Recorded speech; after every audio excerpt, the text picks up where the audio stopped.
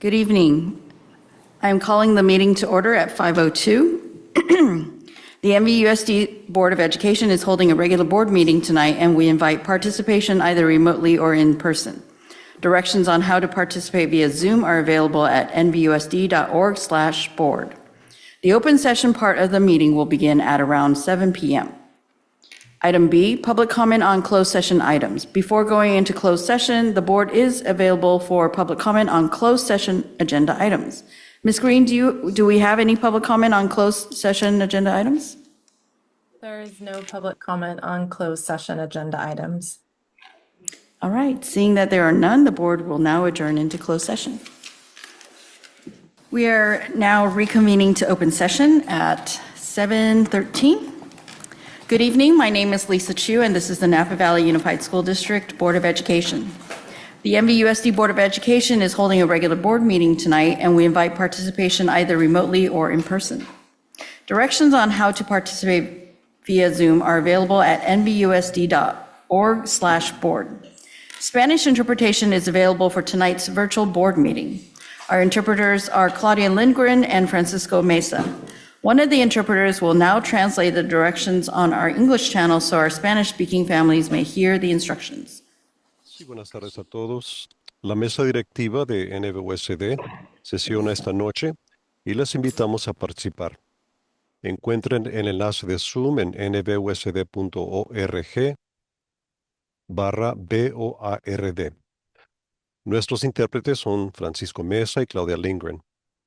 En el menú de Zoom busquen el icono del globo, el globo terráqueo, elijan español y marquen silenciar audio original para escuchar solamente al intérprete. Gracias. Thank you. Back to the board. Thank you. Can we please start with an attendance roll call from Vera Morales, Executive Assistant? Yes, Student Board Member Storms, Present. Trustee Shu, Present. Trustee Gonzalez Mares, Present. Trustee Jankowicz, Present. Trustee Martin, Present. Trustee Water, Present. Trustee Reiser, Present. quorum present. Thank you. Thank you for joining us tonight for our NVUSD board meeting.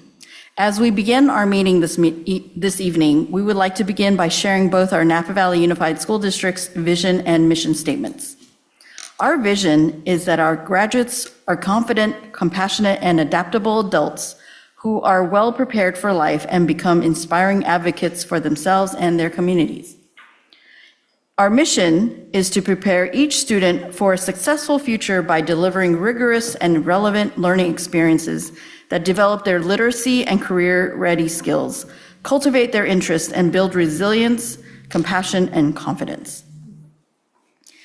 Item E1, report on closed session. Trustee Jankowicz, do we have any report on closed session agenda items? There is nothing to report from closed session. There is nothing to report from closed session. Thank you. Item E2, flag salute. May I ask Student Board Representative Isabella Storm to lead us?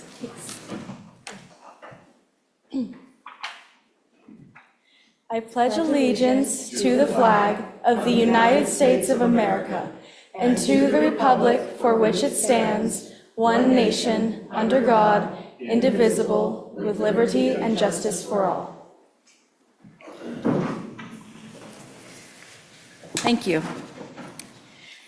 Item E3, announcement. This meeting is live streamed and recorded via Zoom and will be archived on the district YouTube channel. For a detailed review of any meeting agenda item, the archive video can be referenced on the district's webpage at nvusd.org.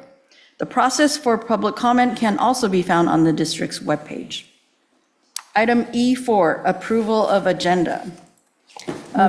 May I get a motion? Move to approve. Second. First by Trustee Reiser, second by Trustee Martin. Are we just going to vote? Okay, we're just going to go to a vote.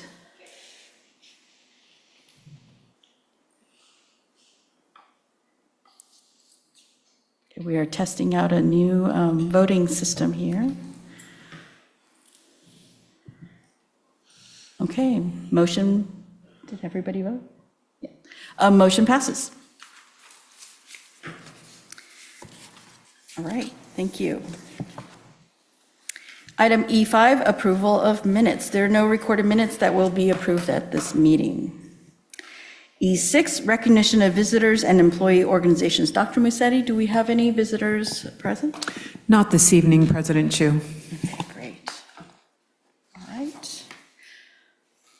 No students of the month, so we are now on to item G, public comment on non-agenda items. Trustee Jankowicz, did we receive any public comments via email on non-agenda items? There was no public comment on non-agenda items that were submitted via email at publiccomment@nvusd.org before 8 a.m. this morning.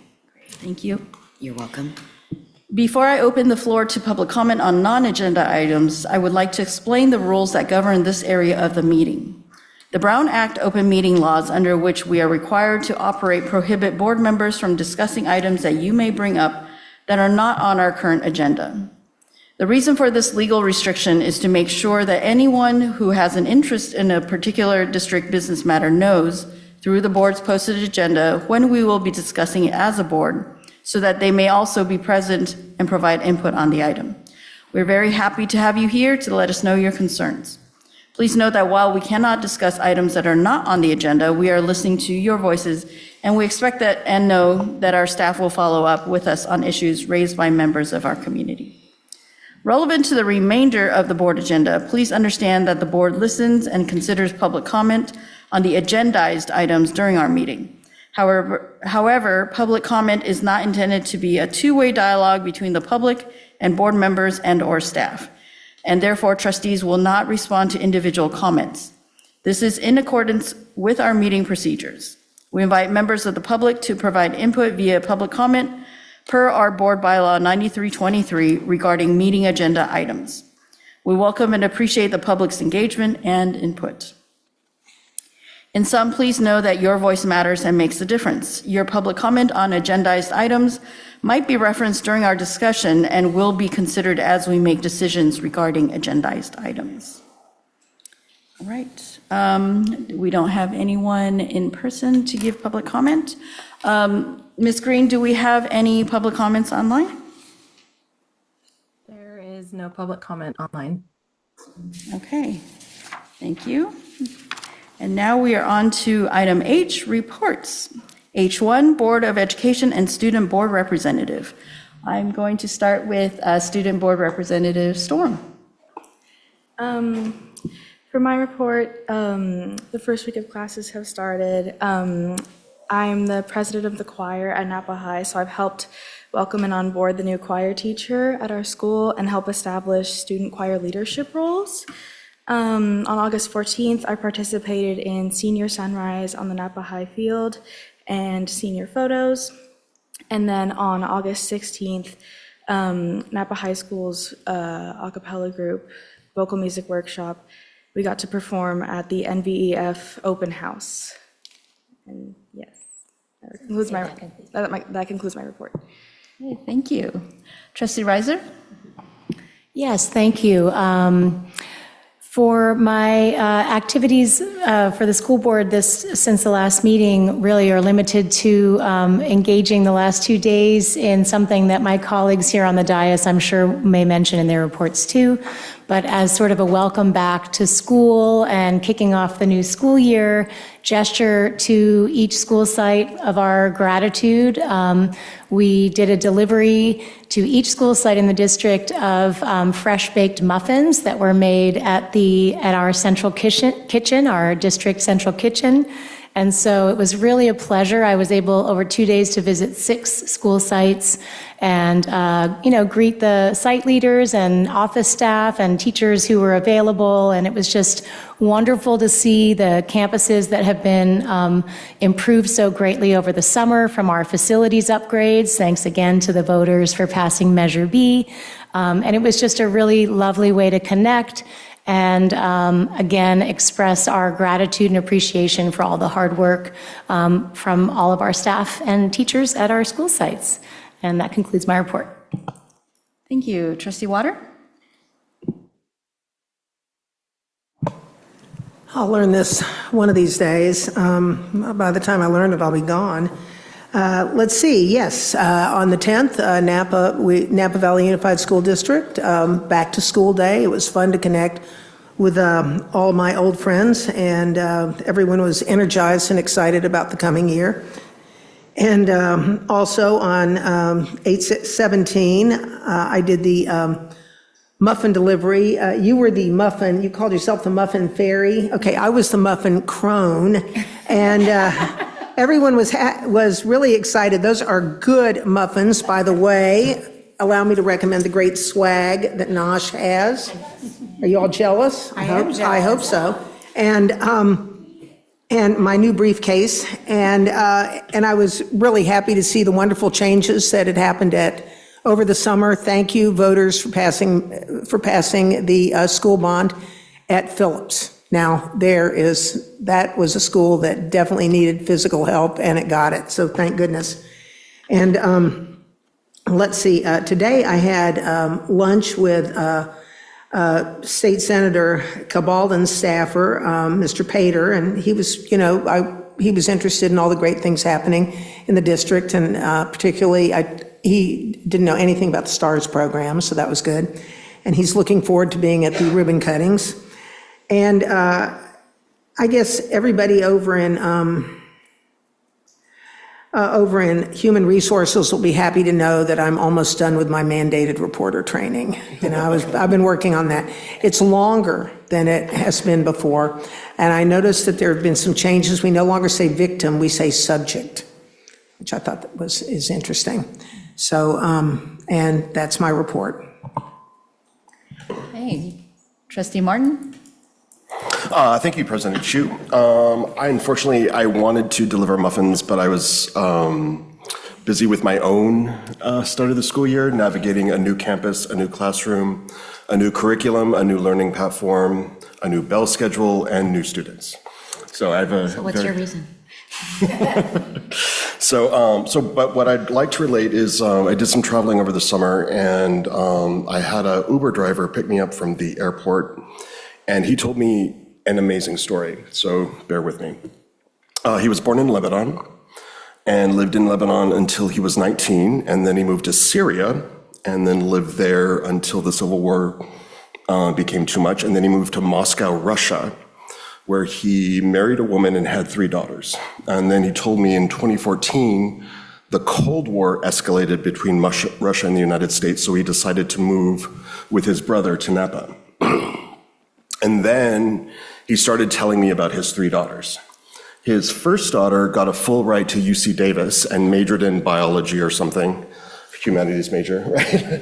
Biology or something, and then is currently doing biological research in Munich, Germany. His second daughter got a full ride to UC Berkeley and majored in urban planning and civil engineering, is now working at a prestigious urban planning firm in San Francisco. The third daughter is currently a sophomore at Stanford, has a 4.75 GPA, and doesn't know what to do with her life because she's good at everything. So all 3 of these girls graduated from Napa High School. So I would say that is the promise of public education in the United States being fulfilled by the Napa Valley Unified School District. That concludes my report. What a great story. That is hard to follow. Yes. Trustee Jankowicz? I do not have that story, but I love that story. It is wonderful to welcome our teachers, staff, students, and families back as we begin a new school year. There is something really special about this time of year. It's kind of the energy, the anticipation, the sense of all the possibilities, which is beautifully visualized by our bond dollars at work. And I'm looking forward to a really successful year for all. I attended the Welcome Back for employees held in the front courtyard of the district office, and Dr. Massetti welcomed everyone back, shared a few accolades, go science departments, and set an inspiring tone for the year to come. Like my peers before me, I too participated in our Welcome Back muffin drop-off. I had the privilege of dropping off to Silverado, Alta Heights, Vintage, and Vichy. I have a few more words to say about that experience, but I have tucked them away for a bit later in the agenda. I met with the new president of Vintage Boosters. Last evening, I had a call with parents regarding K-8 programs. I'm working with CSBA to secure validators for the Golden Bell Awards, which recognize outstanding public school programs and governance practices. I continue my work for the annual Educators Conference in December. A little note that Assembly Bill 2225, the flagship bill of the CTAG initiative, passed out of the Senate Appropriations Committee to advance to votes on the Senate and Assembly floor, which I am very happy about. This bill aims to create a state-level framework and working group to tackle persistent student performance disparities. I will say, though, that the three key bills from the other three bills, the three others that were in the CTAG legislative package, are in the suspense file. This doesn't negate the need for the meaningful reform. This policy approach was really the first of its kind in the state of California, and is quoted by CSBA CEO Vernon Billy, it often takes time for a new policy approach to take hold. So we are hopeful that that will be the case here. And I continue to have a number of opportunities for one-on-one community engagement, and that concludes my report. Thank you. Trustee Gonzalez-Morris? Yeah, I too participate in a few activities that have to do everything around welcoming our team back to the new school year. So first activity was right here outside the lawn of our district office to hear our superintendent, Dr. Massetti, and greet some of the staff with some coffee and really yummy food from our NOSH team. And then that celebration continued with the week of, I'm following along more Trustee Reiser's Muffin Fairy mode, visiting lots of the campuses. I will be honest, I wanted to go to see everyone smile when you bring fresh baked goods that I didn't bake though. That was all NOSH from the team. They started at 5:30 in the morning, but more so I was curious about the sites after a serious round of summer construction and development. So it was that kind of angle of like, yay, here's muffins, but like, how's everything? And so that was really cool to see the reaction of the staff in a very positive way. I was also just really impressed with just how everything looked like nothing happened here. Like it was all clean. There was nothing, like really, really nothing out of place. And so let's just start the school year, and felt fresh. And everybody was really pleasantly surprised about the muffins and just that gesture. Everyone was really grateful. So thank you for the opportunity to do that as we were making our rounds this second week of school. Great. I'm looking forward to all the ribbon cuttings coming up. Yes. So I too have been delivering muffins. I delivered muffins at Canyon Oaks, Napa Junction yesterday, and then American Canyon High School today. And of course, everybody were raving about the muffins because some of them had tasted them last year at some of our events. So they're looking forward to sharing that. And then I also had my president's check-in yesterday, and during this time, since the last meeting, I've been connecting with a lot of parents who are now sending off their kids to college, the next step after NVUSD. And there's a lot of pride and joy in that, and a little bit of tears, of course. But they are all very confident that their children are ready, including my own, who is now in Seattle, but tomorrow is the official move-in. So I'll be flying up there to do that with him. All right, and that concludes my report. Next is the H2 Board Representative Reports, H2A Special Education Community Advisory Committee. Our first meeting of the year will be September 14th. Great. All right, H2B City of American Canyon Liaison Representatives.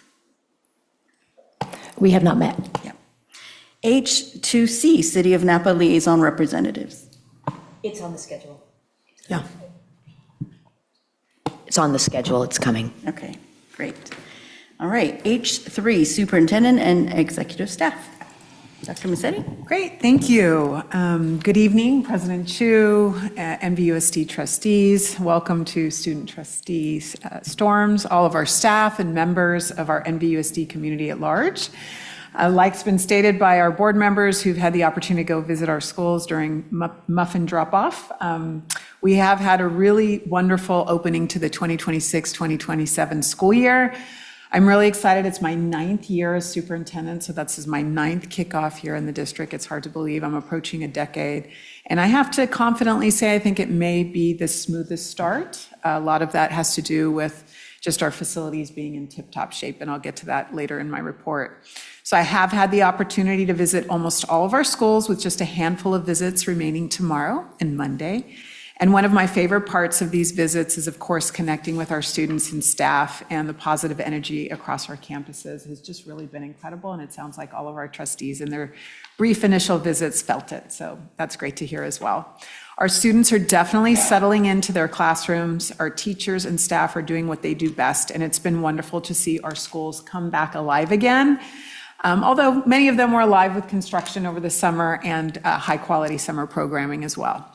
Thank you to the trustees and the employees who attended our welcome back events, our kickoffs that we do. It's a longstanding tradition here in NVUSD, even preceding me as superintendent, where the superintendent hosts welcome back here at the Ed Center here in Napa for all of our employees at the schools in the Napa area, and then of course at ACHS, American Canyon High School, for the employees for our 5 campuses and schools in the city of American Canyon. So it was great to see everyone who was able to attend there.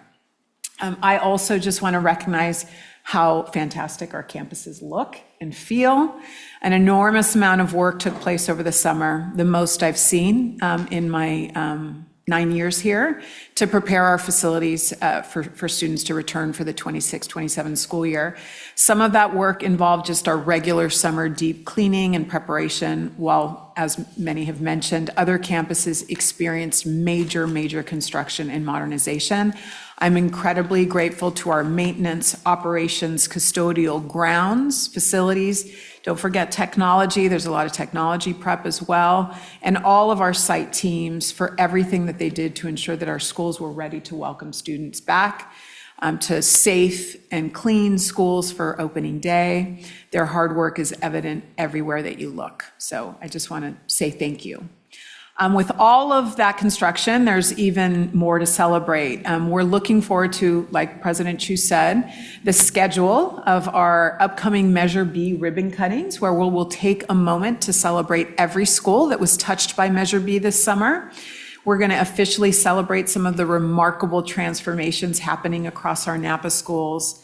And I have to say, there were years where we started the school year, the campuses were coming to alive like they always do when students return, and families are dropping off and excited about the new school year, and our staff is excited to serve our students. But there have been years where that August opening of school comes, and I have been stressed and worried about the fact that I knew there were still campuses with leaky roofs, with poor quality HVAC, that there were going to be climate control issues on whether it was a very hot day or whether it was going to get very cold in the winter. And to know this year that, of course, there'll always be tweaks and glitches that we need to address, to know that all of our schools have new roofs, appropriate HVAC systems that are working, modern, and functioning. You start the school year feeling different. There's a higher degree of confidence, just feeling really good that our students are going to be in safe and climate-controlled learning environments, so they can just focus on learning. And the burden that removes from the teaching certificated staff, that stress when the learning environment isn't adequate for the kids. And then, of course, the relief that it brings our maintenance and operations team, so that they're not running around in constant emergency mode. So this is going to be a dramatically different historical year in NVUSD. And again, thank you to the voters and the community for supporting our students in our schools. The scale of modernization through Measure B is historic, and it's exciting to see our community investing in creating this reality for our students and staff. So I really look forward to celebrating these beautiful new and modernized spaces together over the course of the next couple weeks. I want to just thank the board members. I know it sounds maybe a little superficial, muffin drop off, but I do want to just elevate it for a moment. The fact that our trustees who are able, because we know Trustee Martin is busy teaching in a neighboring city and serving students there. But our other board members fortunately have the flexibility and ability to really communicate to the staff that they, as the governing body of this school district, care about the students and the staff, and they take the time to pick up these muffins and go on tour and just say thank you and have a great year. It just sends a really great message from the governance team to our employees who serve these students throughout the course of the year and our families. So it was really thoughtful. It's wonderful that you're able to dedicate that time and welcome back our employees in that way.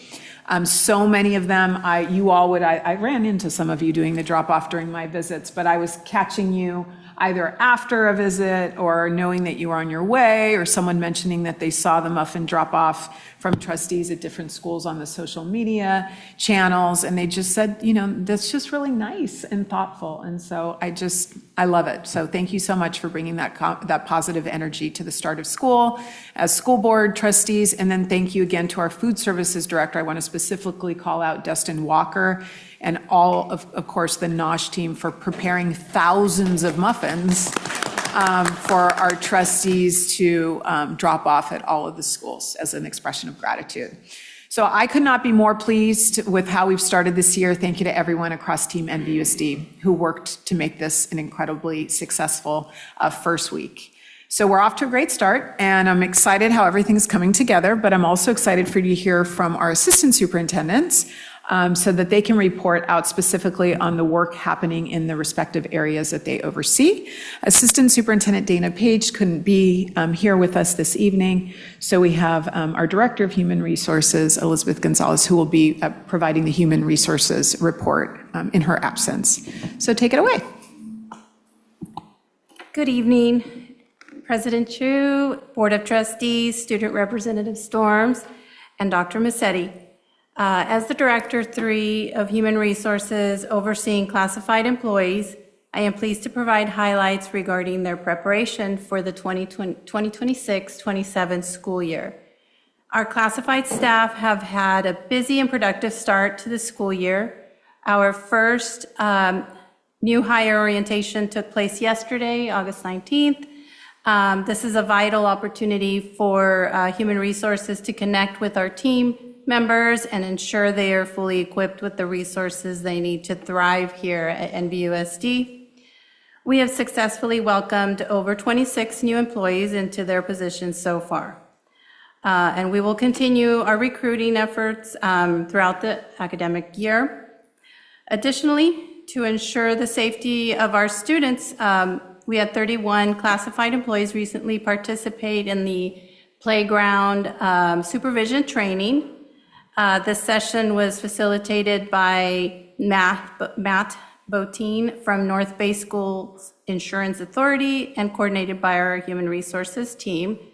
To maximize accessibility, we held 2 identical after-school sessions last week on August 13th and at McPherson and August 14th at Donaldson Way. So staff members from 10 different elementary school sites attended, receiving both classroom instruction and active playground practice. Moving forward, these supervisors, campus supervisors, will be meeting with their respective principals to tailor their best practices to their unique school sites, covering their site rules and permitted games and specific monitoring strategies. The Special Education Department welcomed back 173 instructional support staff who work to support students with a range of abilities. On the day before school started, they came together, learned best practices to serve students with IEPs. This additional paid day for professional development was negotiated a few years ago with CSEA and continues to be a vital support for these employees to grow their skills and knowledge base for their important work. In preparation for our school year, the Transportation Department also held a defensive driving training session for our 36 school bus drivers to review safety protocols, transportation policies, and best practices to ensure student safety and compliance with state regulations. Of course, our maintenance maintenance department conducted a thorough safety training session for 35 maintenance employees, focusing on standardized accident reporting procedures, investigation protocols that we use, and ensuring full alignment with current safety regulations. As mentioned, our custodial staff has been working hard all summer cleaning and preparing our classrooms, and I know they're planning some training as well pretty soon. Our IT department also continues to work hard to equip our classrooms with technology and assure students and staff have their devices for another successful year. Lastly, the NOSH team hosted a back-to-school meeting with 80 team members. They received important updates from Human Resources regarding new employment policies and heard the latest program updates from the nutritional services managers. They concluded with a comprehensive annual review of safe food services practices. Our classified staff is essential for providing an array of essential services to our students, and we sincerely thank them for all they do and wish them all a great school year ahead. Thank you, and that concludes my report. Thank you so much. Next, we'll hear from Dr. Monica Reddy, our Assistant Superintendent of the Instructional Support Services Division. Good evening, President Chu, trustees, Superintendent Dr. Musetti, Student Board Representative Storms, and NVUSD community. I'm happy to report that our schools had a great start to 26-27 school year. The energy welcoming back students to many modernized campuses was positive and exciting. Congratulations to our newest principals on their first day of school in NVUSD. It was a pleasure to see a few of our newest principals, Tyler Roberts at Vichy, Jennifer Fee at Phillips, and Troy Holding at Browns Valley on their first day in action as they were on the playground, walking through classes, and connecting with families at the end of the day. I look forward to visiting the rest of our schools over the next couple weeks. The 26-27 school year has started with a focus on building learning partnerships as a part of the launch of the new Health and Wellness Framework. Each school site reviewed and strengthened their positive behavior intervention and support plans. Some of you may know that as PBIS. As sites launch these plans, Director Roxana Plancarte is engaged in one-on-one meetings with the site administrators focused on reviewing each school's PBIS, SEL, and wellness programming, identifying site-specific needs, and ensuring administrators are connected to the resources and supports available to strengthen welcoming, supportive learning environments for our students as we start the school year strong. For our middle schools, this means new faces in the wellness centers. In partnership with On the Move, 4 middle school youth outreach coordinators have been hired with a focus on strengthening alignment of wellness center programming and support across our middle and high schools. Our YOCs, as they are known, are the first adults students meet in the Wellness Center and create a safe, welcoming, and inclusive space with fun activities for our students. Sustainability is a key part of our health and wellness framework. I want to thank our social workers who completed training in the Paradigm Electronic Health Record System, an important next step in the development of our CYBHI fee payer schedule, which supports the long-term sustainability of school-based wellness services. Moving on to math and literacy, building on our work from last year, the elementary instructional coaching team recently met with all the elementary principals to maintain our strong commitment to K-5 literacy instruction. To deepen this work, instructional coaches will meet twice monthly with principals and site team members to conduct collaborative literacy walks and facilitate ongoing coaching and feedback sessions. While foundational literacy skills remain a core priority, our partnership this year will place an even stronger focus on advancing language comprehension and writing instruction across all grade levels. After a pilot in the spring, we are expanding our implementation of Summit K-12 Connect to Literacy, a program designed to support multilingual learners in developing reading, writing, listening, and speaking skills. On August 20th, secondary ELD teachers, site TOSAs, and multilingual learner leads completed training on Summit K-12. The group will reconvene in October to review usage data and track progress towards reclassification at the start of the year. Additionally, each student that has access to the platform also receives 4 home licenses, allowing families to practice English language development, and this opportunity will be shared with our families soon. Our K-8 math curricular resource pilot is officially underway with select elementary teachers and all middle school math teachers exploring 2 programs this school year. Following the successful completion of teacher training yesterday, our pilot educators have officially launched the first phase using California Classroom Mathematics, which will run through the first trimester. During the second trimester, teachers will transition to piloting Amplified Desmos to complete our evaluation process. Early feedback from the pilot team is that the resource is directly aligned to the gradual release of responsibility, the foundation of the developing NVUSD high-impact instructional framework. Thank you to our pilot teachers for their dedication and leadership in exploring these new resources, which are essential to meeting the diverse needs of our students and strengthening the vertical alignment of our math instruction from kindergarten through 8th grade. Prevention and intervention are underway. All the planning, thinking, and listening to our MTSS pilot schools last year has paved the way to launch the MTSS framework at each site. Starting the very first day back, every school staff began the 3-part MTSS workshop series to clarify and coordinate our approach to intervention, prevention, and supporting students in an equitable manner. The inclusion of professional learning communities and multilingual learner strategies into the MTSS framework is allowing for a comprehensive approach to understanding how to best support all students. This launch has included 2 staff workshops on the tiers, teams, and student approach to MTSS, with a focus on using EduClimber data to support all students and pinpoint Tier 2 targeted interventions. The last workshop of this series is with school leaders who are leading our Tier 3 support team, now called the Coordination of Service Team, or COST. Training of the 29 TOSAs for the student support for each of our school site occurred, and we look forward to continuing to implement this at each of our sites. Thank you to our data and assessment, special education, and technology teams for their partnership with MTSS and support in launching a new approach and platform to all students. And last but certainly not least, it has been exciting to launch a year for special education educators with the launch of Goalbook Toolkit, a comprehensive platform designed to strengthen our special education programming and evaluate instructional support across the district. During the first week of school, all certificated special education staff completed foundational training on the system. Goalbook empowers our special education staff to craft rigorous, individualized, and data-driven educational program goals tailored to the student needs within their IEP. It provides clear metrics and tracking tools to ensure students are making measurable academic and functional growth. Also, it offers actionable strategies and resources to support inclusive, accessible instruction in general education classrooms. Demonstrating strong commitment to successful implementation, several of our educators have opted to participate in voluntary after-hours deep dive training sessions to master advanced features. Thank you to our special education team for their deep commitment to supporting individualized access for our students. And that concludes my report. Thank you, Dr. Reddy, for that thorough report and for ensuring high-quality teaching and learning is kicking off here in NVUSD at the beginning of the school year. Next and lastly, we have Rob Manguala, our Assistant Superintendent of Business and Operations. Thank you for the opportunity to update the board and the community. Business Services is in the process of closing out our budget for the 25-26 school year. We will present our final numbers at the September 10th board meeting. We are also in the process of calculating our annual compensation formula, and we are on track to announce the results around Labor Day.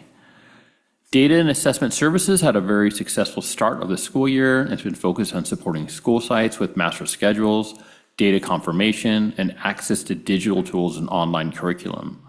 Late next week, the fall STAR assessment windows open up so that we can gather baseline data on our students' reading and math skills.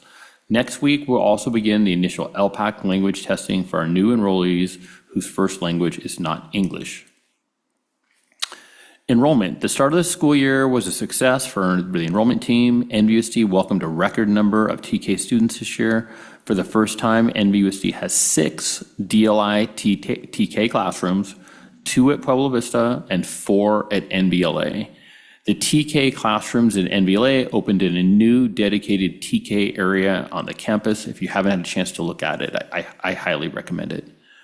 NOSH has added 7 new recipes this school year, which incorporate California-grown produce ingredients from Sonoma County Meat, which is in Santa Rosa, La Mexicana Tortilla in Napa, Rancho Gordo in Napa, Sobo Foods in San Francisco, Altamira, Berkeley is now providing fresh whole grain bread options for our program. Expanded farm to school with feed, snow, and produce featuring hyper-local Concord grapes, nectarines from the area, and lots of muffins, as we know. Maintenance and grounds. So this summer, maintenance and grounds team, they worked diligently to complete 647 work orders. Before I go on, I just want to commend them for their flexibility. It was very difficult for them to get any work done this summer with all the construction. The construction there was a lot going on, and they just had to kind of like sneak on campus and work around things. So they just did an incredible job there. Same thing for operations. They had it was very difficult to get their work done due to the heavy level of construction, but they managed to get a lot done. Maintenance also supported ongoing construction sites by locating water lines, managing shutoffs, assisting contractors with key requests. Meanwhile, the grounds department did an outstanding job preparing all campuses, ensuring clean, safe, and visually welcome environment for returning students, staff, and families. The operations team is off and running. Our custodial teams are working hard to ensure our schools remain clean, safe, and welcoming environments for students and staff each day. With campuses back in full swing, our focus continues to be on maintaining our facilities and responding quickly to the needs of our school sites. Our school warehouse team has been busy knocking out work orders, completing deliveries, and catching up on requests to ensure sites have the supplies they need to support students. Operation teams have upcoming trainings planned for our staff. These trainings will provide opportunities to refresh skills, strengthen safety practices, and continue building consistency across our operations team. The technology department has been hardworking, supporting teachers, staff, and students with the start of the school year. During this busy time, we've assisted with provisioning accounts, assigning devices, providing access to digital tools, and setting up classroom devices such as document cameras and Promethean panels, among other important tasks. In all, our team has closed over 1,400 incident IQ tickets since the beginning of August. This is by far the most our team has ever completed at the beginning of the school year. Great work, tech team. The transportation department has been hard at work registering students for services and completing our routes. Our buses were serviced and cleaned this summer, and our bus yard was repaved. We trained and hired 6 new drivers this summer. We are fully staffed and ready to support our schools with their transportation needs. This concludes my report. Thank you, Mr. Mangwala. And President Chu, that concludes the executive staff reports for the evening. Great, thank you. We are on to item H4, Facilities and Bond Program Update.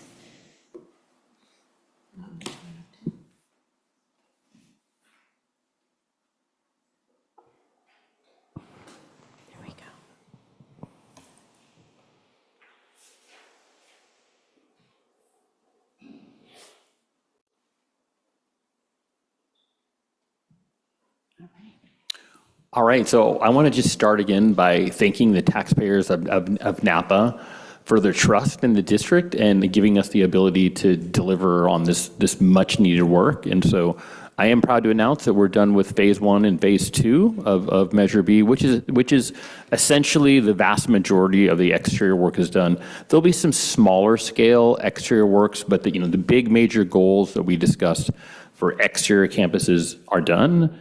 And we're starting to transition to interior work. Next slide.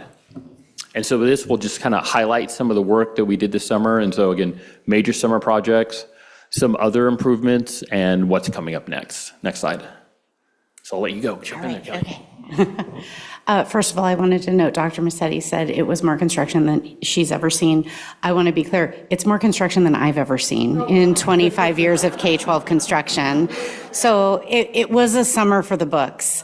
So we're going to take you through some of the highlights so you can just see the before and afters. In this case, we're starting with Napa High, and so you can see old roofs, disrepair, water damage, things like that. And then we'll also take you through the painting and the other items. So next slide. All right, so you can really see a difference in these slides of what the paint looked like before and what it looks like after and the clean look that it gives to the campus. All right, next, Vintage Highs. A lot of the same conditions at Vintage and a lot of the same outcomes with nice new clean roofs, functional HVAC systems, and folks did a lot of hard work this summer on those roofs getting it done. And just the level of work that goes in the background by the architects in the background, just ensuring like we need to order this specific fan or this specific HVAC unit, and just making sure that the roof can handle the weight and so forth. So just a lot of planning goes into it. You see the enormous amount. It looks like chaos, but it's actually organized chaos that occurs in the summer. We can't just go to Home Depot and pick up the part. Like if we get the wrong part, we can't just get in the car and drive and get another. So it's just, there's an enormous amount of planning that goes into this. And then again, I want to commend the entire team for getting this done. Next slide.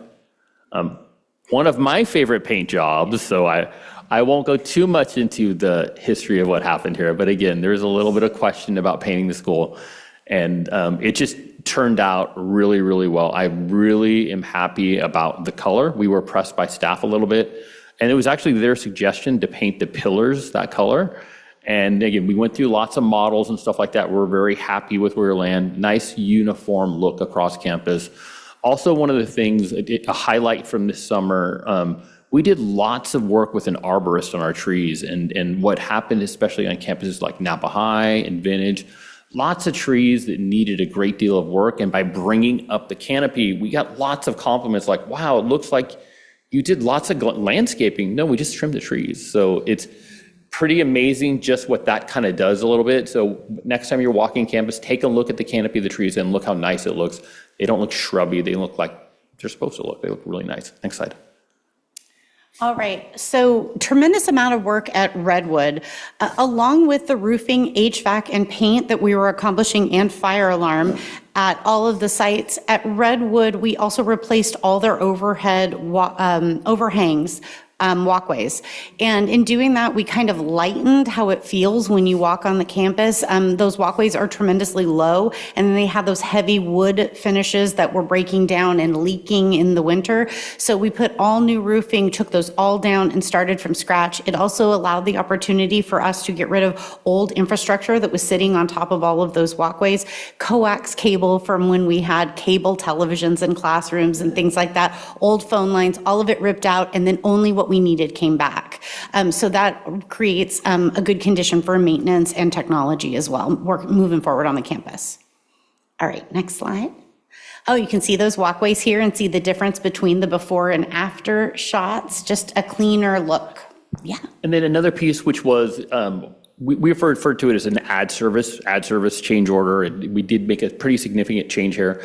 And so when you look at the breezeways or the walkways, you can see the 2x4s. They're stacked on edge. I've never seen this before. And so when you talk to the contractors, they'll tell you the same thing. We've never seen this before. But basically, it was built. There was so much lumber in Napa at one point. The entire roofing system was built by 2x4s on edge. So normally you think of that as a support beam, but they were built by 2x4s on edge. And so that condition still, so if you look at that, those are 2x4s stacked together, they're nailed together and painted. And so the breezeway, they had to use a great deal of heavy equipment to take that out. But one of the challenges we ran into is because it was also used in the roofing system, any of the overhangs that had the roofing system there, we couldn't take that out, and it didn't look right. So what we ended up doing is we paid the contractor to cover it. So if you look on the far right out in front of the admin office, there are 2x4s under that, but we put architectural covering on the top to cover it to match everything. So it's just that finishing detail where people come to you and they say, well, why didn't you do that? Well, we did do that this time. It cost an extra $1 million, but it was really, really worth it. Makes a big difference in how the campus looks. Next slide. Okay, so Stonebridge, same service here. We really like that overhead image of Stonebridge because you can see those nice clean roofs and how everything got really tidied up, paint job got cleaned up, and things look a lot better. Also, their pickup and drop off got a little upgrade due to ADA compliance with DSA, so they got that little extra bit as well.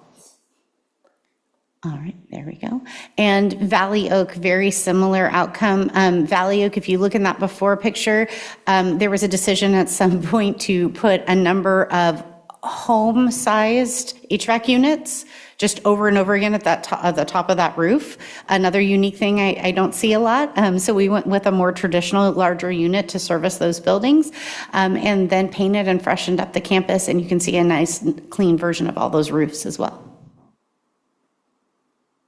All right, this one's really fun. Yeah, it's really fun. So you're going to steal it, right? Yeah, of course. I'll let you in there for a little bit. So for some of the sites, again, we're not doing this everywhere. So for some of the sites, we were able to redo some of the courtyards, right? So we put this under site-specific needs. So this is covered by the bond. And so if you look, for example, at the courtyard at Silverado, it it needed some substantial work, needed drainage, needed path of travel, very substantial work, along with need for a new parking lot. And so this project along, just as a reminder on the timeline, this project along with the courtyards, the plan was always for a year, right? In order to do this, not possible to do this work just over the summer.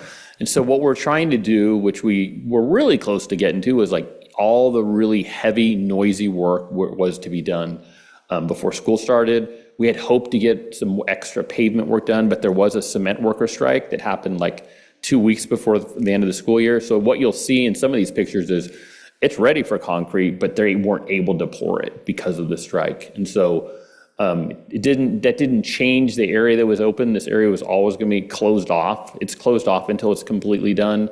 But they're moving to an evening schedule, or during the day if they do work, it'll be something where it's non-disruptive. Next slide. You can show the best one. Oh, thanks. Yeah, this one's awesome.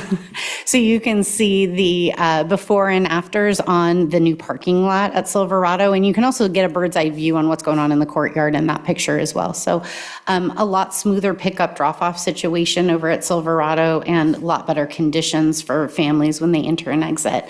In addition to that, the quad design for here and the upcoming slides, you'll see a nice tie-in is it's the same landscape architect that did the Canyon Oaks project. So we're kind of creating some consistency with how we address quads throughout the district, so people can feel like what they see in one site is sort of consistent with what they're seeing in other sites too. So that's kind of cool. All right, next slide. All right, Phillips. Phillips quad was sad. Very sad. And now it's on its way to being happy. We have ongoing construction still happening there, similar to Silverado. And then they also got a new parking lot. So you can see that from the image, and you can kind of get an idea of what that quad's going to look like when we're done. All right, next slide. All right. McPherson, go for it. McPherson, again, bird's eye view. McPherson has a very large quad you'll see in this.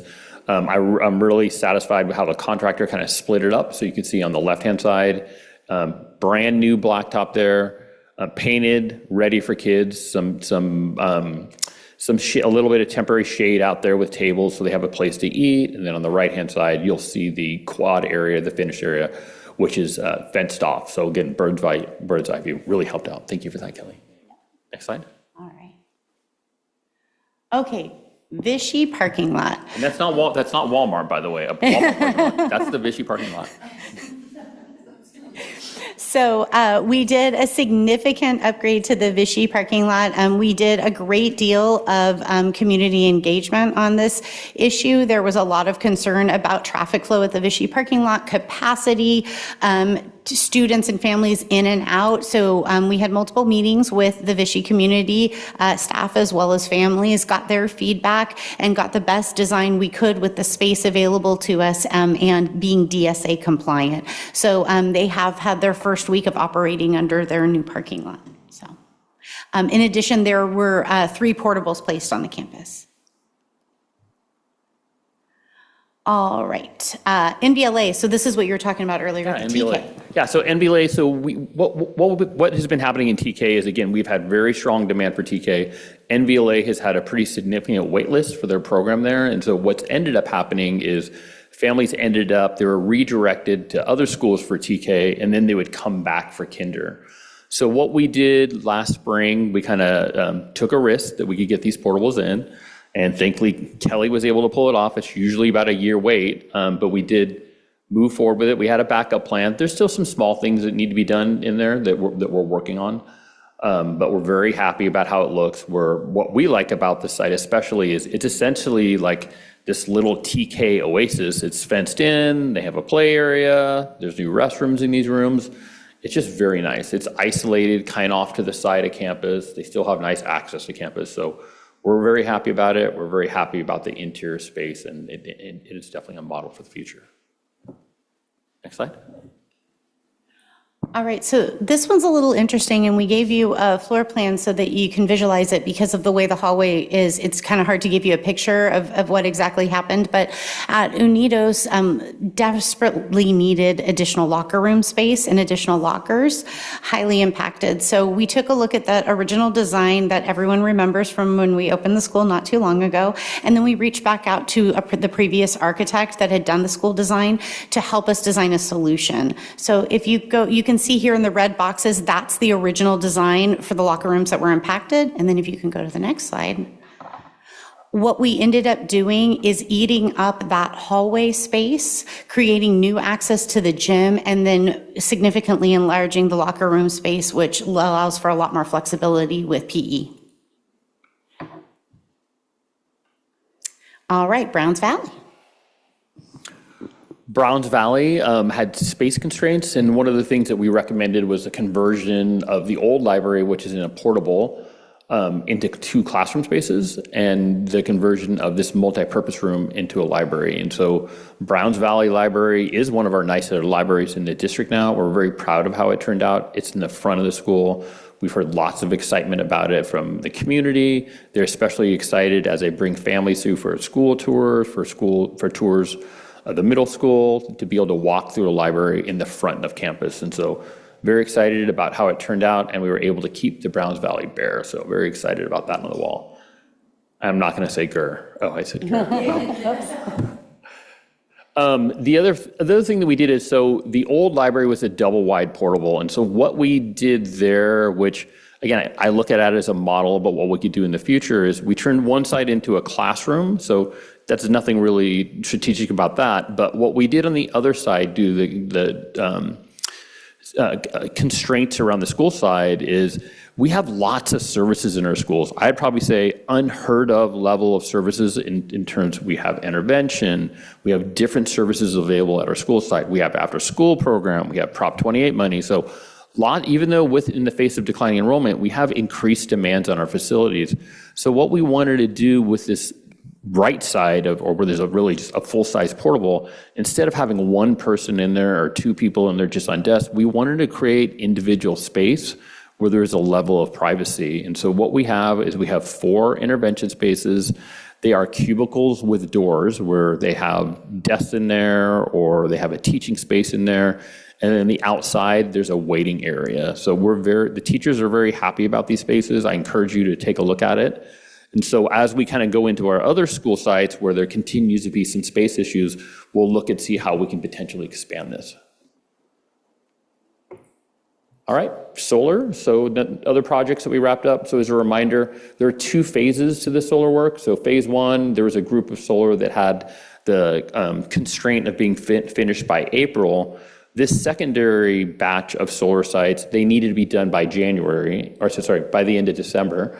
And so we wanted to get this all done this summer. We did not want to have to do this in the middle of the school year. The work is very impactful, very noisy.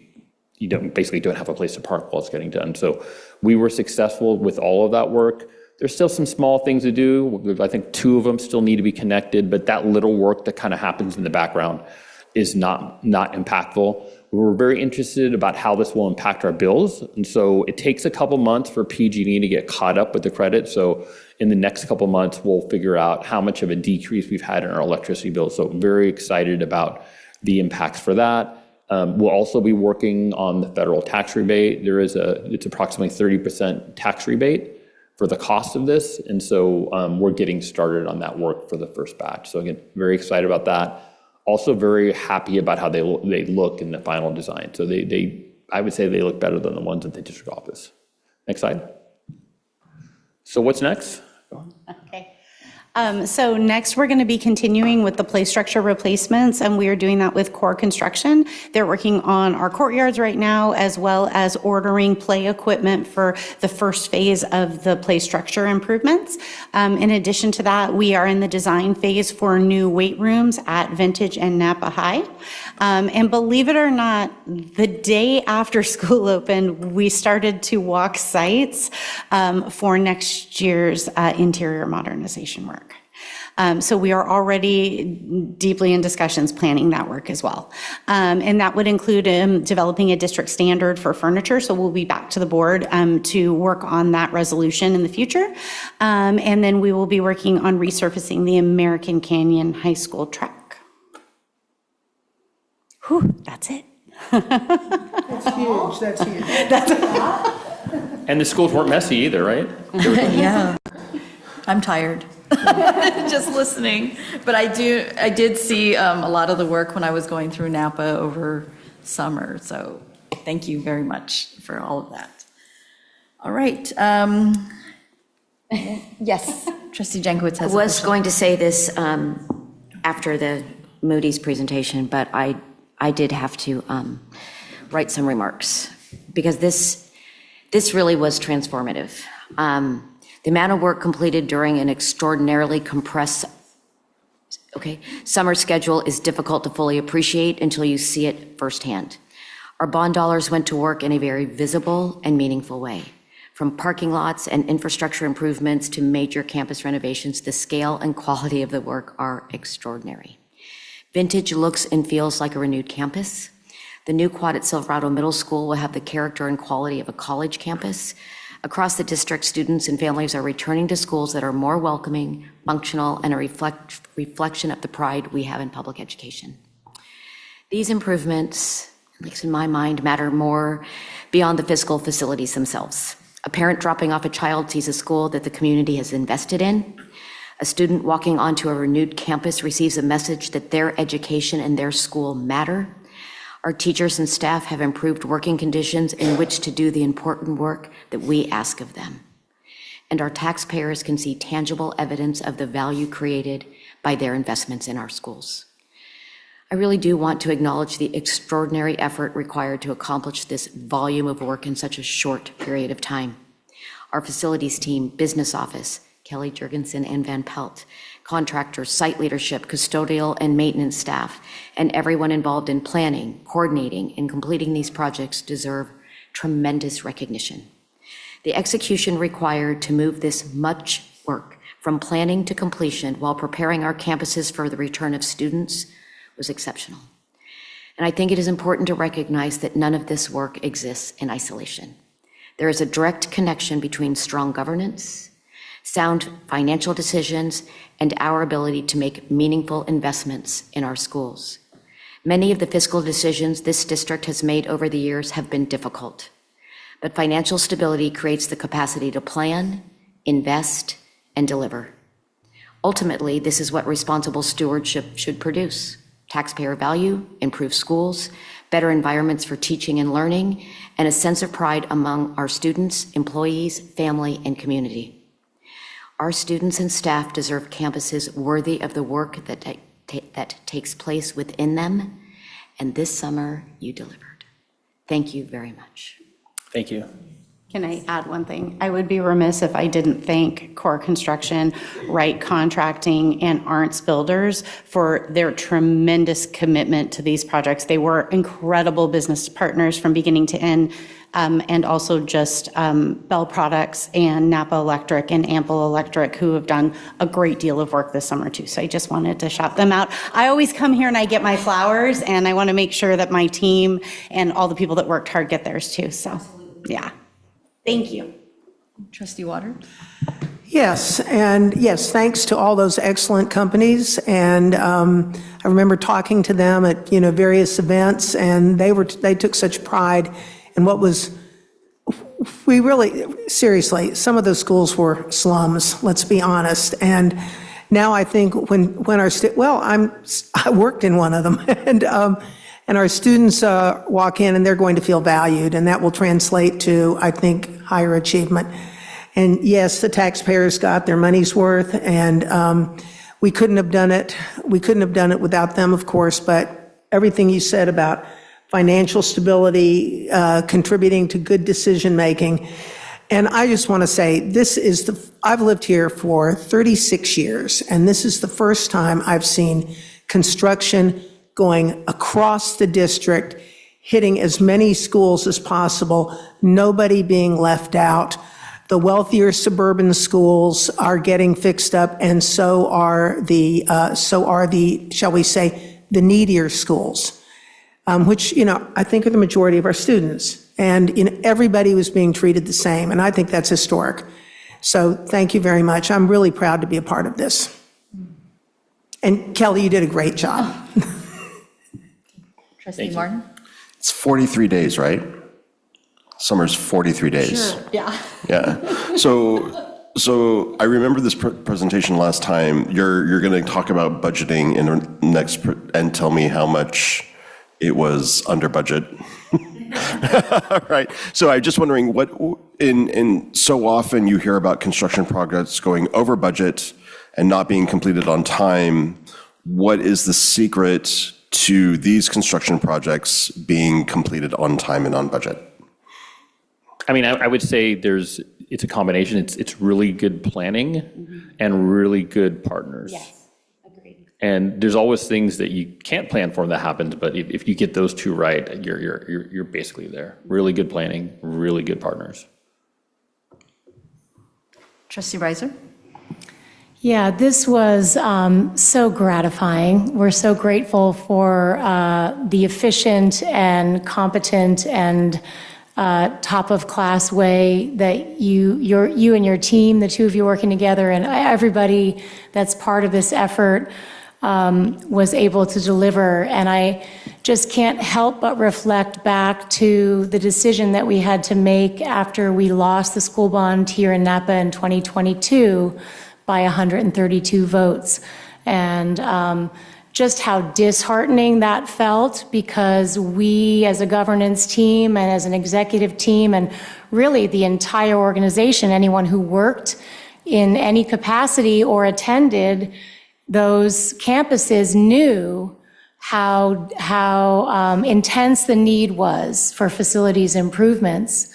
And I think that we really worked very strategically to educate our community, to help them understand, because I know when I was a classroom teacher, I didn't really understand where the money came from to fix up schools. It either happened or more often than not wasn't happening. And I actually did live through, it was an interior refresh of the school that I taught at, where when I got there, the carpets were disgusting and stained, and we had terrible old chalkboards and no storage and all, no HVAC, no air conditioning at all. And what it felt like to go into that school after the improvements, although the team at my school district left things like they glazed the floors and then put the furniture down before it was dry. So my brand new floor, then I moved a desk and it picked up a chunk of the new floor with the bottom of the desk. And bolts all over the floor after school had started. So I have also lived the reality of when the team does not deliver top of class results. And just how much we had to do to really convey to our community that this was our only option. Going to taxpayers is the option in the state of California. And so we didn't have a huge pendulum swing where it was a landslide when we put the bond on the ballot in 2024, and we won by 37 votes. So that 169 vote margin from not passing to passing, I just am so grateful that we were able to reach enough people to get them to really understand what was at stake here. And then another hill that we had to climb was previous bonds had a history, at least the most recent one before I joined the board, Measure H, of really the district over-promising and under-delivering. And that was a harsh reality that this governance team had inherited, where we lost community trust because of the way the entire process from beginning, going out, stakeholder engagement, asking, identifying what the priorities needed to be, was done in a way that it set us up to fail with Measure H. And so I just want to highlight that we learned from those past mistakes. We understood how vital it was to be very, very transparent and clear about what we were going to be able to do. We did stakeholder engagement, of course, to identify, get community input, but just the transparency and the accuracy with which we have delivered exactly what we promised to our community, I just think is deserving of a lot of recognition. And we are earning back, I think, with the success of this bond project, hopefully earning back the respect and trust of those community members that maybe didn't support Measure B, even though it passed, so that the next time we have to put a bond on the ballot, because this is an ongoing thing. It's not like, oh, good, our facilities are done. We'll never have to fix another thing again, so we won't be bothering you. There will be a time in the future, probably not too long from here, that we are going to have to go to our voters again and say, our students and our public schools are in need, and this is the mechanism by which we can provide them what they deserve. And so I just think it's incredibly important that we were so successful and that you delivered with such top of class transparency. And I just hope the community is paying attention to that, and that the next time that we need to go and say, hey, now we have this need, that they'll say, sure, because we know how good you are, how you are true to your word, how when you tell us that you're going to deliver something, you do it. And I'm just very grateful that we have those bragging rights, and mostly grateful that our students and staff are in facilities worthy of the important work that they're doing there. So thank you so much. Thank you. All right, Trustee Gonzalez-Morris.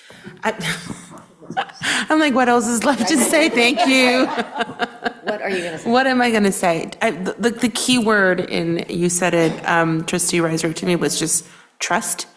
And it takes a lot of work, even from the facilities and looking at something and trusting that you did indeed complete the task that we promised in our faces.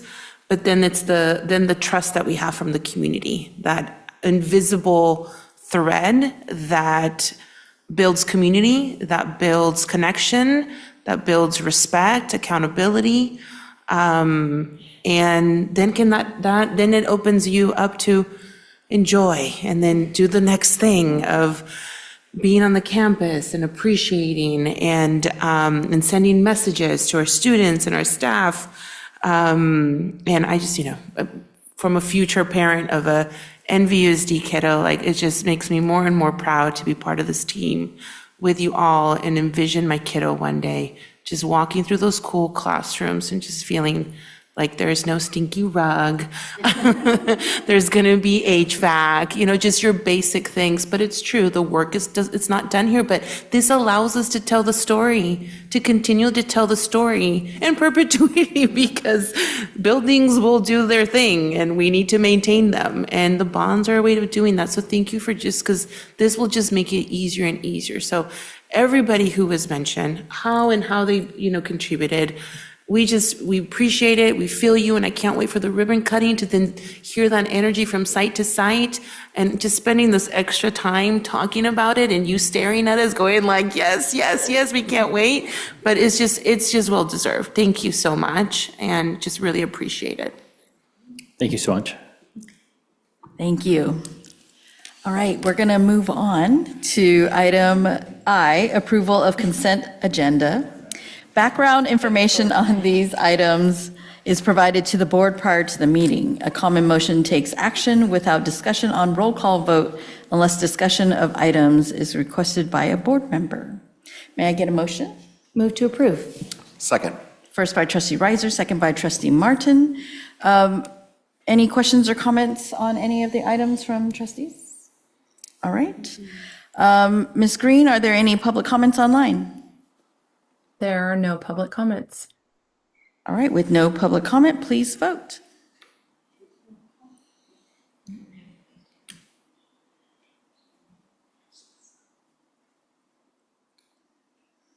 All right, motion passes. Thank you. All right, now we are on to item J, presentations and discussion items. J1, business services. J1A, election of 2024 general obligation bonds, Series B, school facilities improvement district number 1, Napa area, post-sales summary.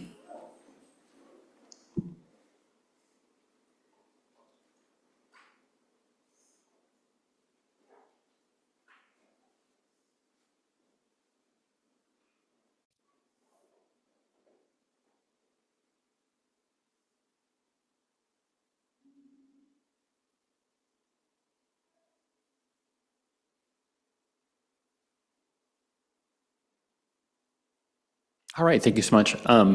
The purpose of this presentation is to summarize what happened with this sale. This is our second batch of bonds, or of Series B, for Measure B. And so for this bond issue, so the first one, as a reminder, was 80 million. This was 70 million. The cash literally hit our account yesterday, and I'm proud to say I think most of it's already spent.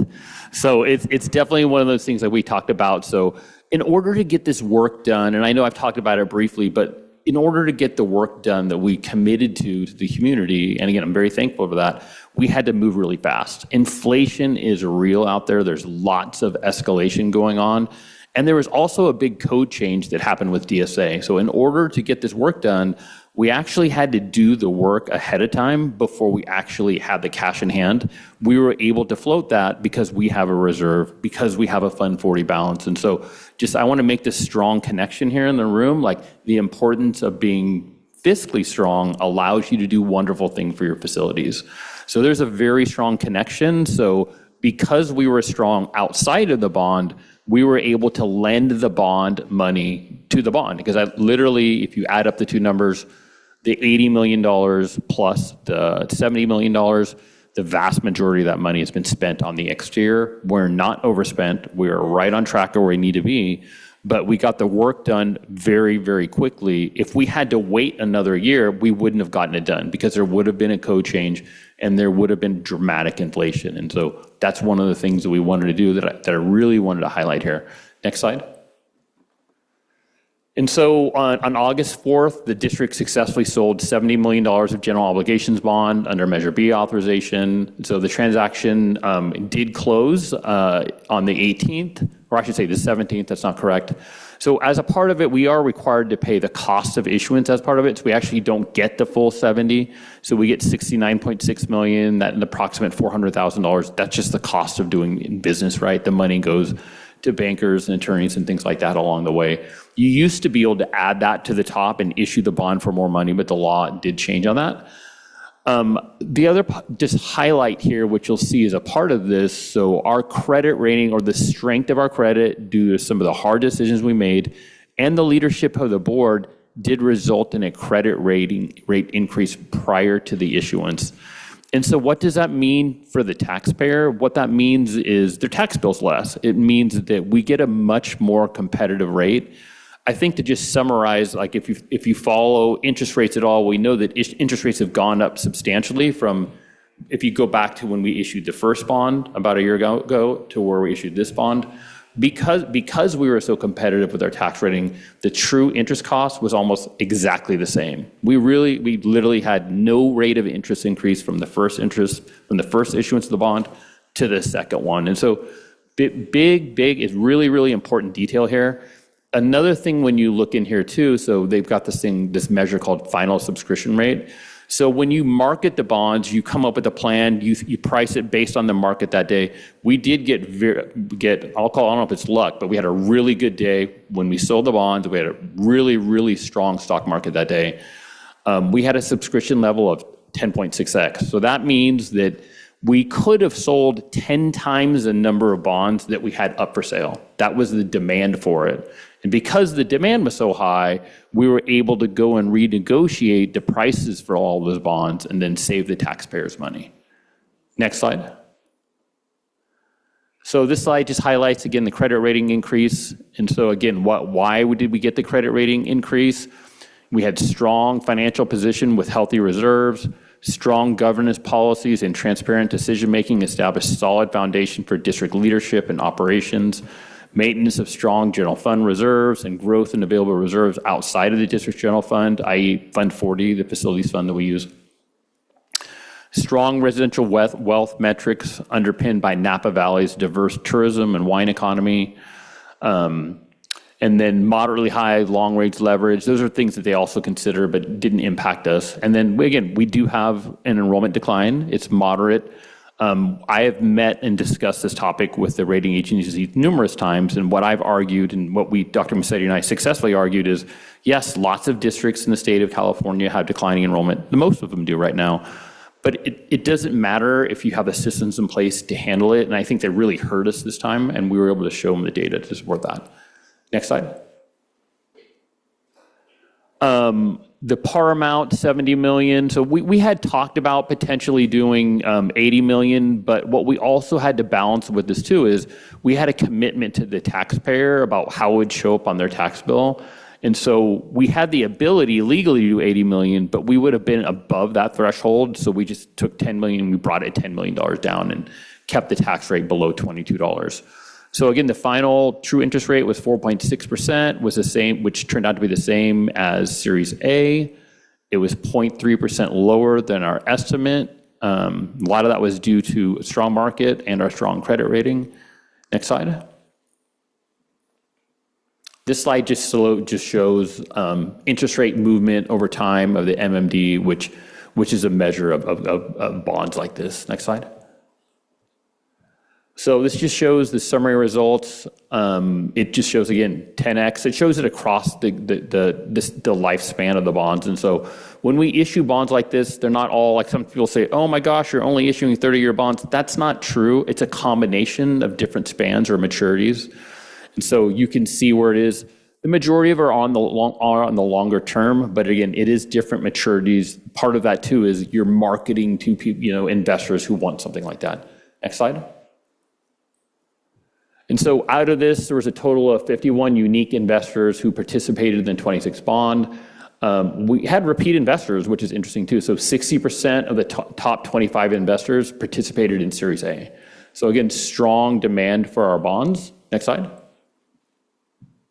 And that's it. Any questions? Trustee Jenkins? Comments? Okay, I'm not going to read my thing, so everybody be happy. But I will just tell a little story. Not as wonderful as your Napa High story, but I was at a dinner function last weekend. And, we just started talking about all the things we talk about. And the gentleman sitting next to me found out that I had an affiliation with NVUSD, et cetera, et cetera.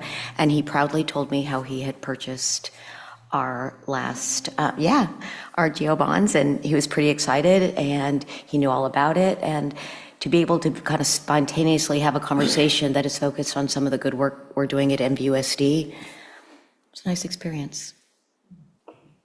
Thank you. You're welcome. Trustee Reiser? Yeah, I'll just say how grateful I am, and I think we all are, for your diligence and expertise, Assistant Superintendent Manguala. We just know that we have a great CBO making these decisions and making the calls, and all of the ways in which your knowledge and strategy benefit us and benefit the taxpayer, from the increased credit rating to the timing of the purchasing of the bonds.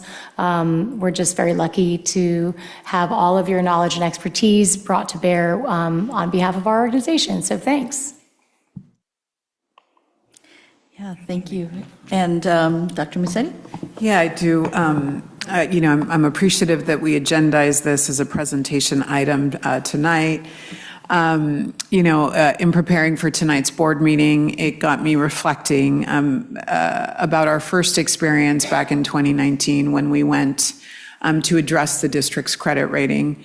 In 2018, when I walked into the district had just received its negative credit rating due to its dwindling reserve and unstable financial position.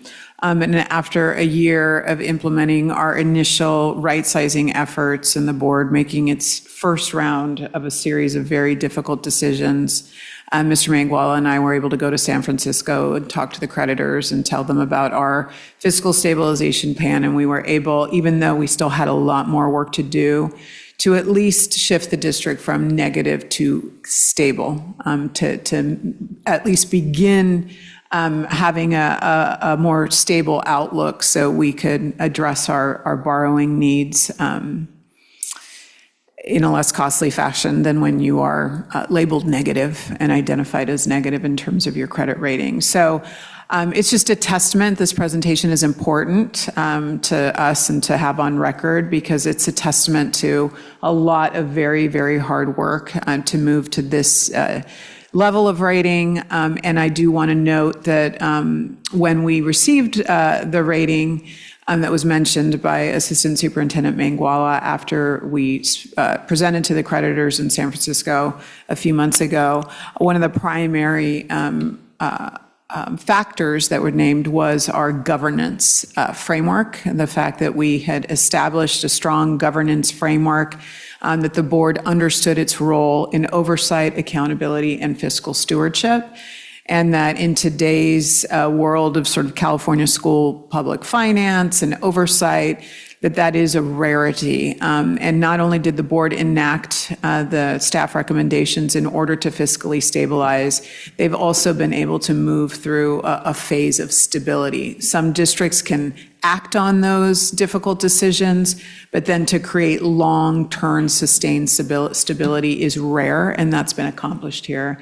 And this report speaks to that. It is the byproduct, the deliverable of all that really hard work. So I want to thank the staff, of course, Assistant Superintendent Rob Mangwala. We do have a lot of fun going and telling our story to the creditors. We're shooting for, as high a rating as possible. So it's just great to have the data and the track record to be able to do it. And just very, very thankful that our board understands the importance of fiscal stewardship.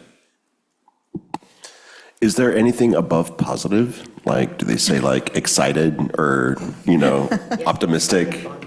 I think the big thing is that after you get a credit rating, to get a positive outlook already, essentially what that means is we could get another one in the future, right? So they're basically saying not only are we giving you a credit rating, but you're kind of exceeding it. We're looking at giving you a potentially in the future because the outlook is still positive.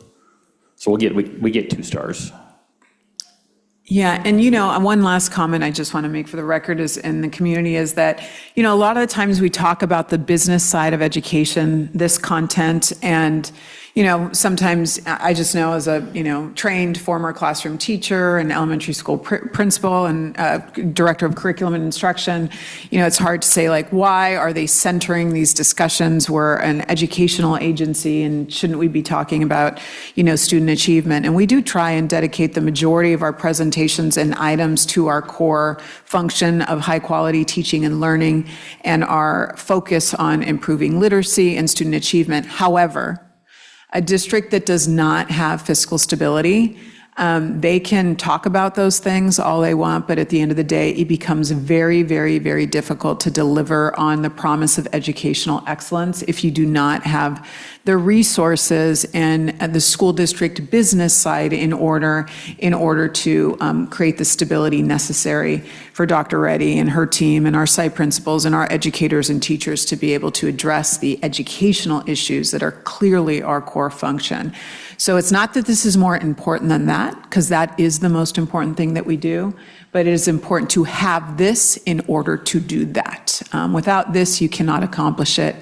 And definitely, you're not going to see, it's very hard to make achievement improvements within a school district. If it was simple, everyone would be doing it, and they're not. And we are diligently working on it. We have the privilege to be able to focus on it because of the stability that we have in this area. So thank you, everyone, for listening and allowing us to share that and make the connection between those two important pieces. The business side matters in order to accomplish the achievement side. Can I say one thing? Yes, Trustee Okay. Water. The narrowness of the defeat in the first school bond and the narrowness of the victory have been mentioned several times, and I just want to make sure voters understand that in order to pass a school bond, you need a supermajority. You need 55%. We always had at least a simple majority, but we just are missing a few more. But I've always thought it was unfair. And I think, frankly, very high elected offices have been won on narrower margins. In fact, I think somebody once lost a popular vote and even ended up in the presidency. So, yeah, it's hard to believe. But technically, we came out ahead. We just need to do it a little bit better, and we did the second time. But I'm just kind of an elections addict. Well, thank you very much for the presentation. Thank you. All right, we are now on to J2, Instructional Services, J2A, Introduction of Supplementary Online Teacher Instructional Material Adoption Recommendation.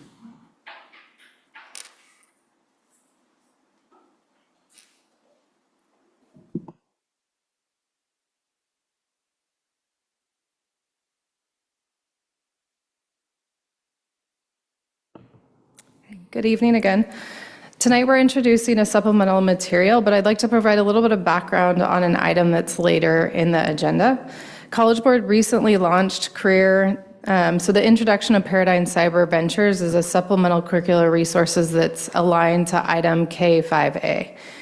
College Board recently launched what's called Career Kickstart. It's advanced placement pathways that build students' skills and knowledge within high-demand careers while also engaging in advanced work. One of our pathways that we're proposing is cybersecurity at Napa High School. When assessing the launch of these new programs within advanced placement, we look to our NVUSD pathway criteria, and cybersecurity meets our criteria, which, as a reminder, includes student interest, wage potential, demand, and this one is more of a national demand, and sustainability, and then work-based learning opportunities. This two-course pathway starts with an opportunity for students to engage in the rigor of an advanced placement course while learning career skills within cybersecurity. And additionally, the two-course pathway, upon completion of the second course, will allow for students to earn an industry-recognized certificate in cybersecurity. We will also explore AP just launched, our College Board just launched our AP networking, which could be a part of this pathway. While developing the course, we reviewed curricular resources and gathered feedback from the teacher who attended the AP cybersecurity training this summer. Based on this, the Curriculum Council is recommending Paradigm Cyber Ventures, which is also the national curriculum partner for the College Board's AP cybersecurity program. Okay, thank you. Any questions from the board?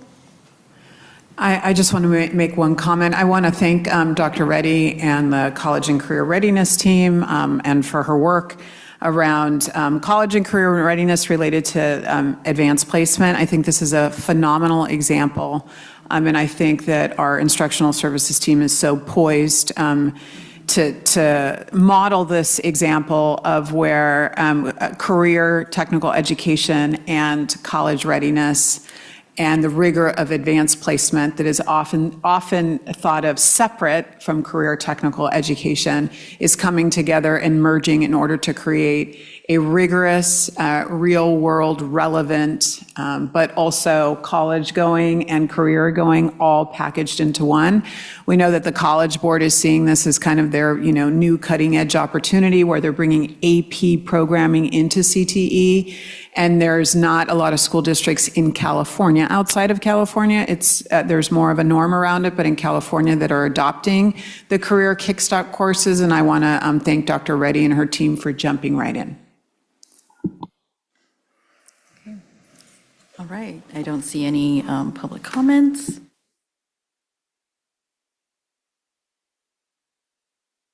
Let's do it. Okay, I apologize. I didn't ask for public comment for J1A for the elections of 2024 general obligation bonds, so I'm going to ask for public comments if there are any online. There is no public comment on this item. Okay, thank you.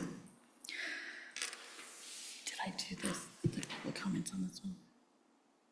You did, yeah. Okay, all right. All right, sorry about that.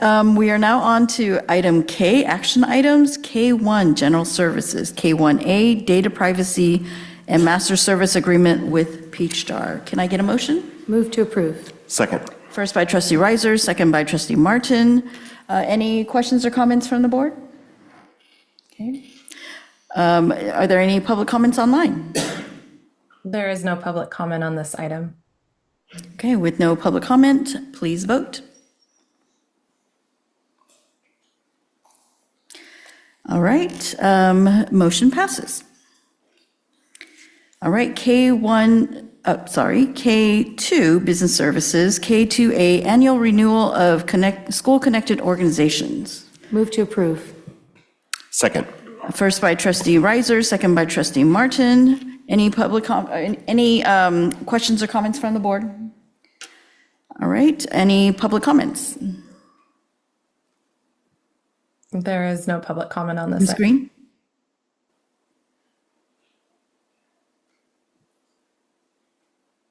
There is no public comment on this item. Ms. Green, are there any public comments online? There is no public comment on this item.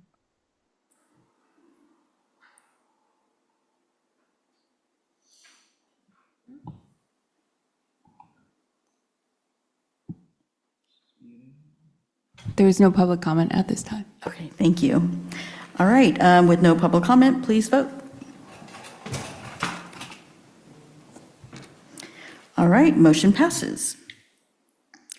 K3, facilities improvement. K3A, ratification of contract with the Guard Alliance, Inc. May I get a motion? Move to approve. Second. First by trustee Reiser, second by trustee Martin. Any questions or comments from the board? Nope. All right, Ms. Green, any public comments online? There is no public comment on this item.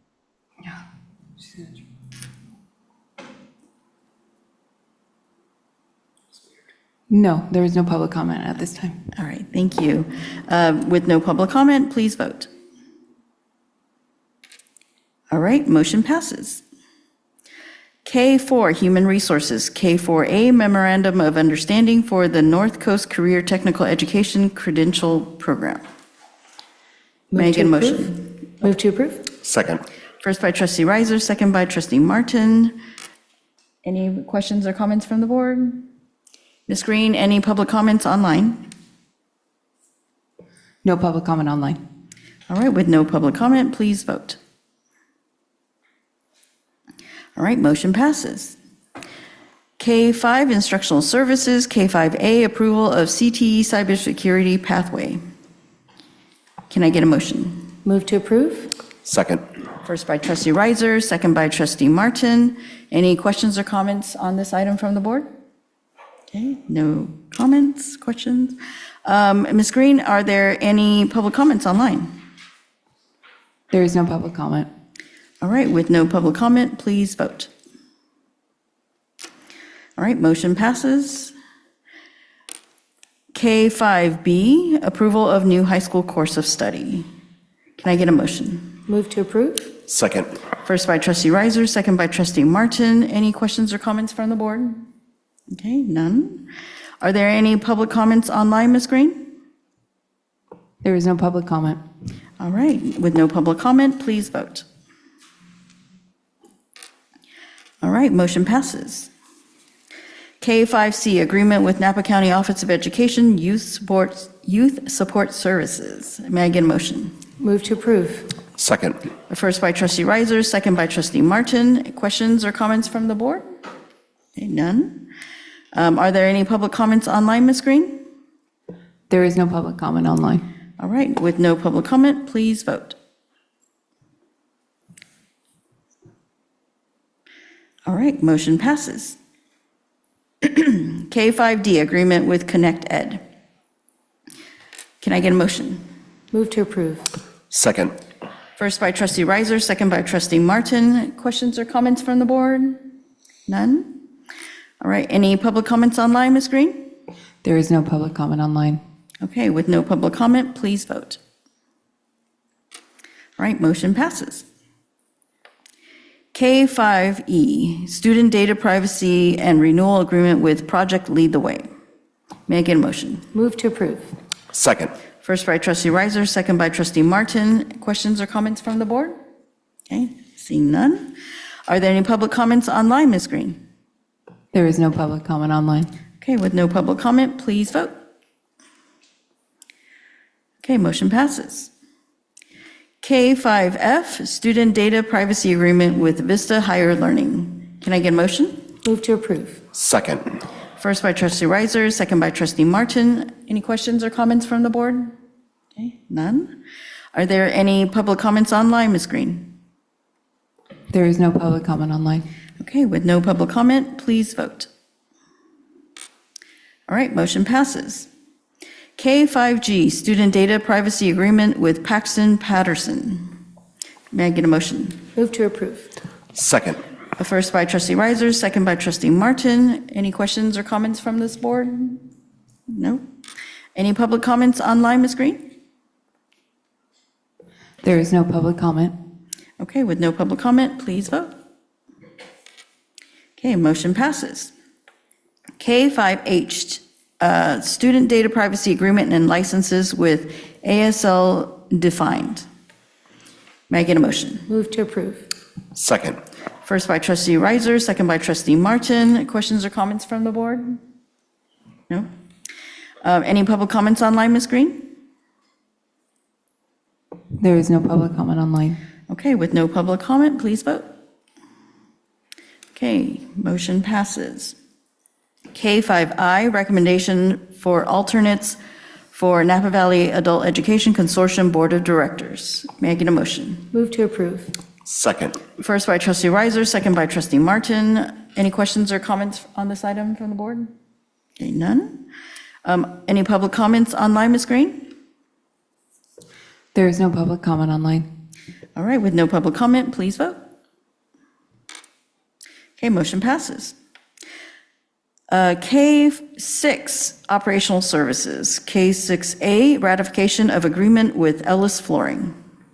May I get a motion? Move to approve. Second. First by trustee Reiser, second by trustee Martin. Any questions or comments from the board? Okay, none. Are there any public comments online, Ms. Green? There is no public comments online. Thank you. With no public comment, please vote. Okay, motion passes. K6B, Agreement with Polar King International, Inc. Can I get a motion? Move to approve. Second. First by trustee Reiser, second by trustee Martin. Any questions or comments from the board? Okay, none. Any public comments online, Ms. Green? There is no public comments online. Okay, with no public comment, please vote. Okay, motion passes. All right, we are on to item L, informational. L1, general services. None of the committees have met, so there are no attachments. L2, human resources. L2A, quarterly reports on Williams uniform complaints. Ms. Green, any public comments online? There is no public comments online. Okay. And L3, instructional services. L3A, Stonebridge Charter Council minutes, February 2nd, 2025 through August 8th, 2025. Any public comments online? There are no public comments online. I do have one comment. I do worry a bit that it's a little bit delayed. These are their minutes through August of 2025. And Dr. Reddy, is there any explanations from them? We'll make note of that and follow up. Okay, great. Thank you. All right, on to item M, additional suggestions and comments from board members and superintendent. Okay. I have one comment. Yes. I just want to congratulate the board on using our electronic voting system for the first time today. We were all really nervous tonight about launching the new system, but you did a great job. And I also just want to take thank the technology team. It's been months and months integrating these systems and working with engineers to make sure that we could integrate the electronic voting. So we'll see how the board feels about it. But it's a system that we can now use, and assuming we have, consensus that everyone thinks that procedurally it was smooth, we're going to move forward with it as it makes the voting very transparent for the public. So thanks so much for being brave and courageous and doing a great job today, including our new student trustee, Storms. This was her first meeting. Yes. And we had to put her to electronic voting in her first meeting, and Yes. she did a fantastic job too. Great. Item N, future agenda items. Okay, I don't see any comments on that. No, Oh, you do, I'm sorry. Trustee Martin? no, I was just getting prepared for the last. I didn't have a comment. I'm just getting ready for the last. All right, okay, now on to your favorite one. Adjournment. Move to adjourn. Second. First by trustee Martin, second by trustee Reiser. I guess we're going to vote electronically also. Please vote.